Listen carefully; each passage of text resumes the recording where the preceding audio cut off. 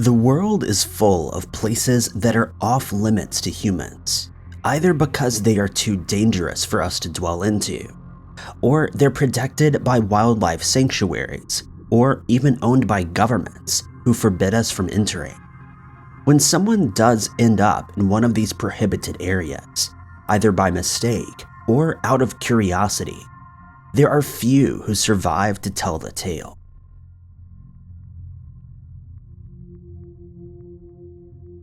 Number 5.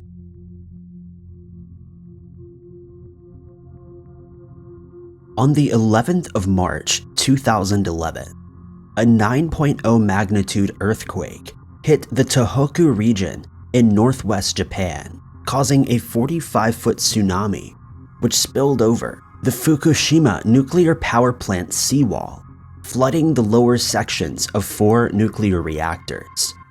This caused 3 nuclear meltdowns, and between the 12th and 15th of March, nuclear contamination from 3 reactors released radiation into the atmosphere, prompting the evacuation of more than 150,000 people from surrounding areas.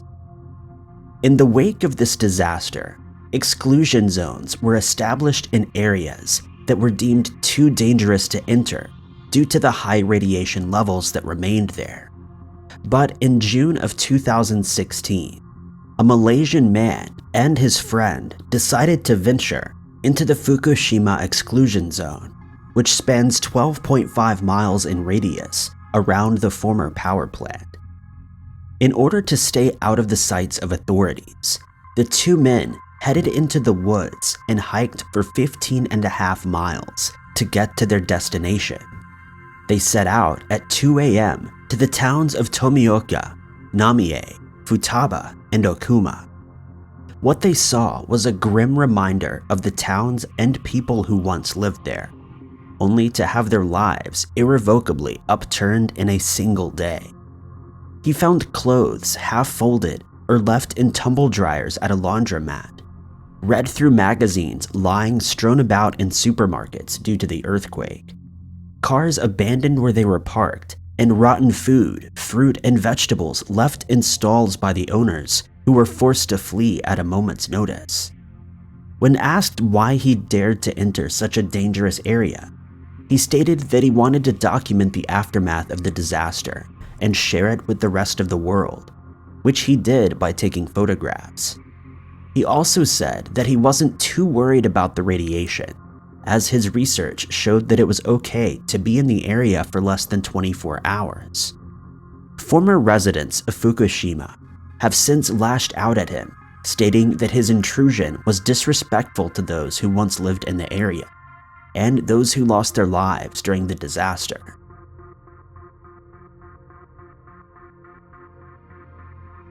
Number 4.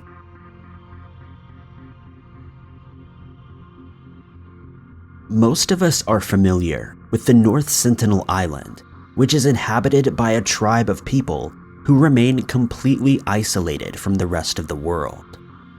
There have been accounts of people who dared to visit the island in hopes they could make contact with the tribe, but this has always ended so badly, with the Sentinelese tribes reacting very aggressively, firing arrows at anyone who approached, and on several occasions ending their lives. In 1967, however, T.N. Pandit, an Indian anthropologist, started making trips to the island as part of an expedition group, bringing items such as pots, pans, coconuts, and tools with him, hoping that the tribe would accept their gifts and possibly communicate with the explorers. 3 men from the Angi tribe would accompany them in order to attempt to translate any verbal interactions. Initially, they were unsuccessful and were met with serious aggression from the tribe, who carried longbows, knives, and other crude weapons. With each unsuccessful visit, they would leave the gifts behind to try and build a rapport with the tribe, on one occasion leaving a live pig behind, only to watch it be immediately killed and buried in the sand.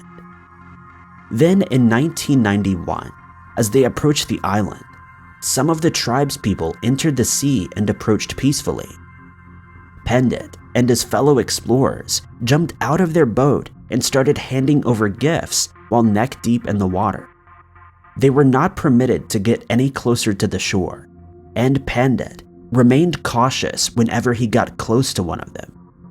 At one stage, the group tried to communicate with the tribe members, but they were too preoccupied with the gifts that they'd just been given, talking amongst themselves in a language that sounded similar to those spoken by other tribes in the area.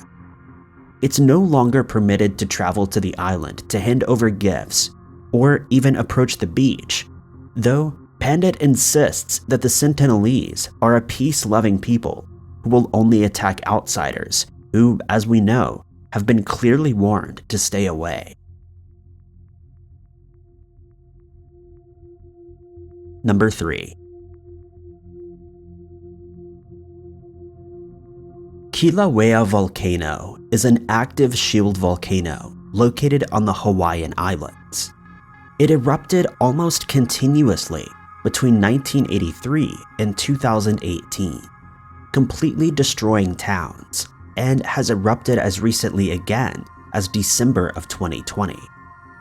It's been a popular tourist attraction since the 1840s, with various hotels having operated along its rim in the past. Around 2.6 million people visit the volcano each year, taking advantage of the various hiking trails and guided ranger programs on offer. On the 1st of May, 2019, an unnamed soldier in Honolulu was on the Big Island for training exercises when he decided to visit the volcano. At around 6:30 p.m., he was in an area called the Streaming Bluff Overlook, which is lined with a permanent metal railing to keep visitors from venturing too close to the volcano below. He decided he wanted to get a clearer view of the area directly below the overlook, and he climbed over the railing. While he was taking in his unobstructed view, the ground beneath him gave way and he plummeted off the 300-foot cliff. Fortunately, he had only dropped 70 feet when he struck a narrow ledge and came to a rest there.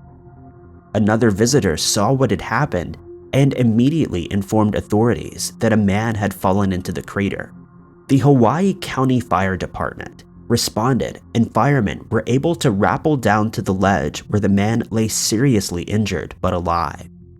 They moved him on a stretcher, and he was lifted back to the area 2 hours after his fall, before being airlifted to a medical center.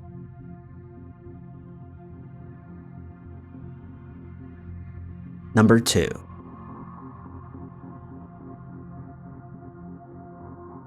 Pine Gap is a U.S. satellite surveillance base situated roughly 11 miles from the town of Alice Springs in Central Australia.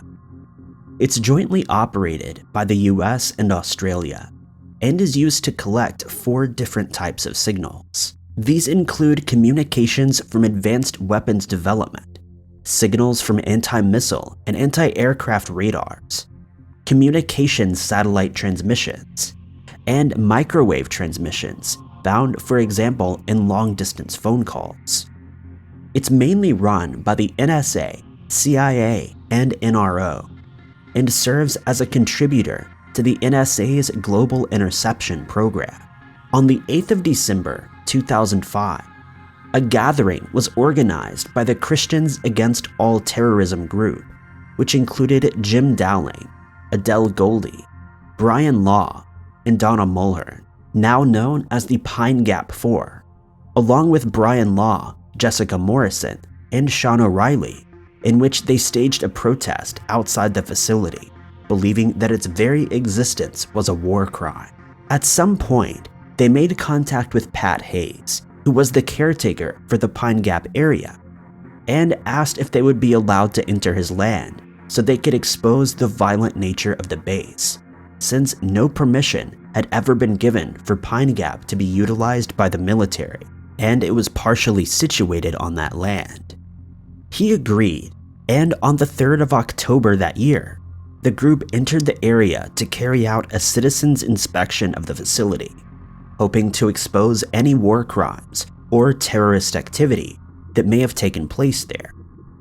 They were specifically focused on the bombing of innocent civilians in Iraq, which they believed was being carried out by a foreign power situated in Australia.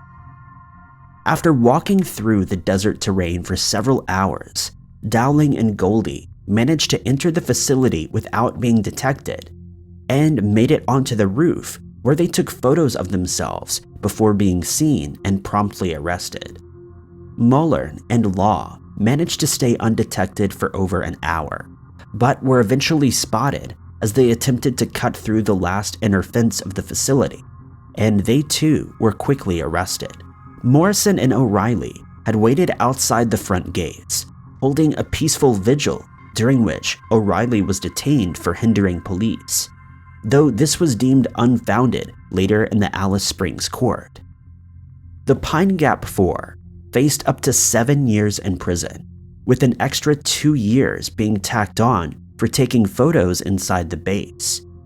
In June of 2007, the trial was held in a Supreme Court, lasting 3 weeks, and after 5 hours of deliberation, a jury found them guilty of all charges.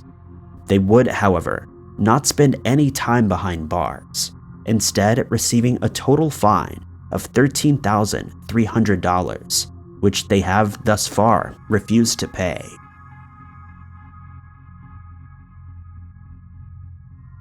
Number 1.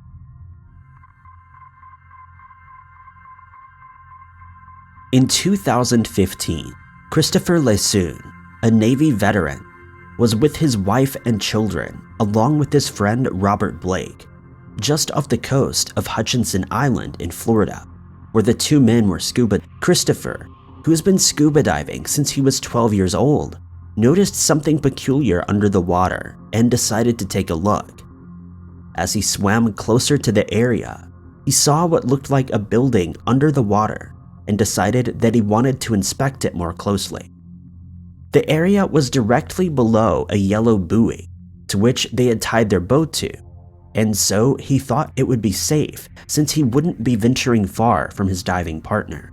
As he swam up to the structure, he felt a slight tug from a current, and before he could react, he was sucked into a pipe, the current having grown exponentially stronger. Blake would describe seeing his friend getting sucked in like a wet noodle, and he panicked, believing that Christopher was already dead. Blake swam back up to the surface to get help, but in the meantime, Christopher tried to fight the current to no avail. He had, in fact, been sucked into a quarter-mile long, 16-foot diameter intake pipe, which pulls about 500,000 gallons of water per minute into the St. Lucie nuclear power plant. He clung to his mask and respirator while being flung in every direction, and after about 30 seconds, he was able to get his bearings. But for the next 5 minutes, he would fumble around in absolute pitch darkness, all the while thinking about his wife and children who were waiting, none the wiser, back on the boat. He later stated he was convinced he was about to be sucked into a turbine of some sort, and that he would end up dying a horribly violent death. At one point, he considered pulling his regulator out of his mouth to end the ordeal quickly, but decided to hang on for his family's sake. Suddenly, he saw a small point of white in the distance, and as he continued being pulled down the pipe, it grew bigger and bigger until, in a moment, he was surrounded by daylight, fish, and crystal clear water. At first, he thought he had died and gone to heaven, but when a power plant employee asked what he was doing there, he asked for a phone to call his wife, who was still on the boat, praying for his safe return. Plant employees would later tell him that they were there 5 minutes away from leaving for the night, and if he hadn't surfaced when he did, things would have ended very differently. Thank you guys so much for watching. If you like this video, be sure to click that like button. Also, don't forget to subscribe and click that notification bell to keep up to date with all of our future uploads. But I've been Ty Knots, and I'll catch you guys in the next video.